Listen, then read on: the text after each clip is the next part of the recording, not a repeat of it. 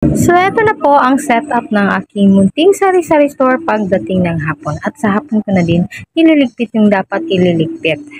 And then, sa hapon na din, umaatake yung aking mga customer. Kaya medyo busy talaga ako pag tuwing hapon. At saka umorder na rin po ako ng isang sakong butin, yung maliliit na LPG. Marami ba nito sa inyo na gumagamit? Kasi dito po sa aking sari-sari store, mabentang mabenta talaga siya. Dagdag kita na rin po sa aking tindahan. So, eto na, tapos na po ako. Nailagay ko ng maayos ng aking mga butin at kailangan ko na pong maghugas kamay. So, kanina guys, nagpabili po ako sa aking mister na yung mga items na paubos na. Ayoko kasing maubusan. Dito po kasi sa aking sari-sari store, meron po ako mga items na mabenta. Pero hindi po ako makapag-buffer ng marami kasi kinakasya ko na lang po yung puhunan ko, ni-roll-roll ko na lang po. Ayoko na po magdagdag.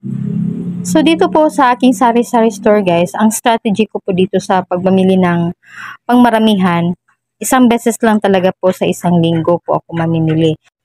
At saka, hindi rin po magkapareho yung araw. Meron pong matumal, meron pong mabenta. Kaya halimbawa, ngayong araw na to, mabenta ang ganito ganyan.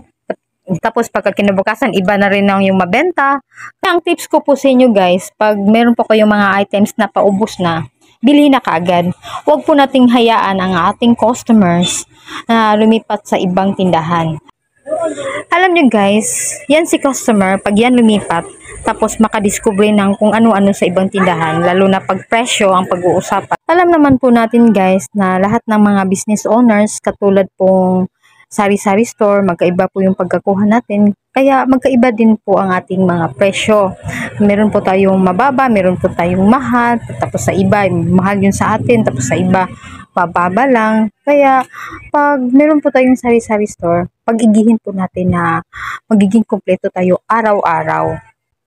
Alam niyo ba guys, pag ganitong may sari-sari store po tayo, ang naka-advantage lang po nito is ang customer pong kusang lumalapit sa atin. So, doon po sa mga customer po natin, madidiscover kung ano pong mga hinahanap nila. Kaya iti-take note nyo talaga yan kung ano pong mga hinahanap ng customer. Kasi sila po ang mag-guide kung ano pong dapat bilhin natin, di ba?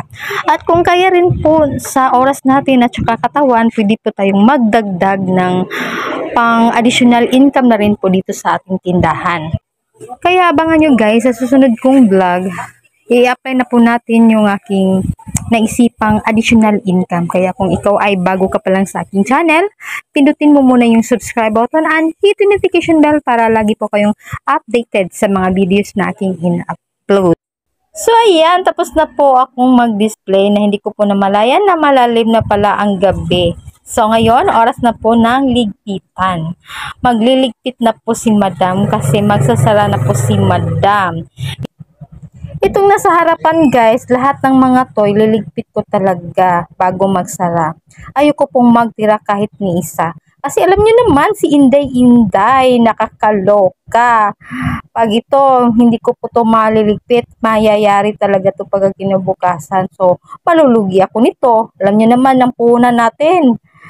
Pag ningangat-ngat ni Inday, yari talaga. Kaya ang payo ko po sa inyo, iligpit nyo na lang talaga ang dapat iligpit. Ganyan talaga buhay guys. Pag sumabak po tayo sa ganitong klase negosyo, sipag at tiyaga lang talaga ang kailangan. Mahirap man para sa akin guys kasi pumapasok po ako sa trabaho ko araw-araw. Tapos pag uwi ko galing ng trabaho, humihimas po ako ng aking munting tindahan.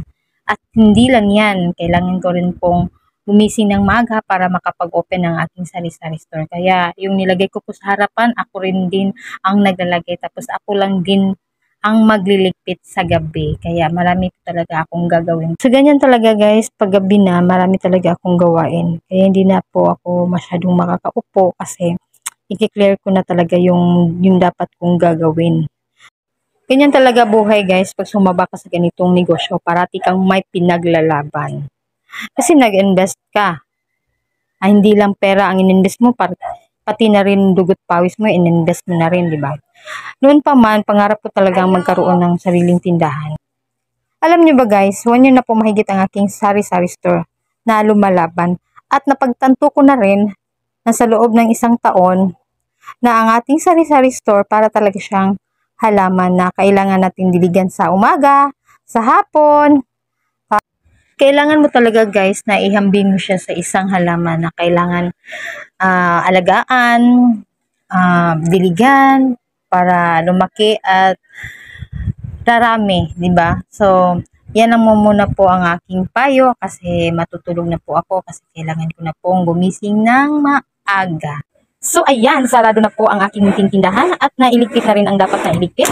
So, ang dapat kong gawin ngayon ay magbibilang na po ako kung magkano ba ang kinikita ko ngayong araw na to. Kaya, unang gagawin ko ay mag-iiwan muna ako ng aking petty cash. Maglalagay talaga ako araw-araw ng petty cash. Tapos, and the rest, kukunin ko na yun po at saka ililigpit ko na po. Ilalagay ko na po sa ibang lalagyan. Thank you for watching. Kung nagustuhan mo ang video nito, just comment down below and hit the notification bell para lagi po kayong updated sa mga videos na aking in-upload. Okay, thank you. Bye-bye!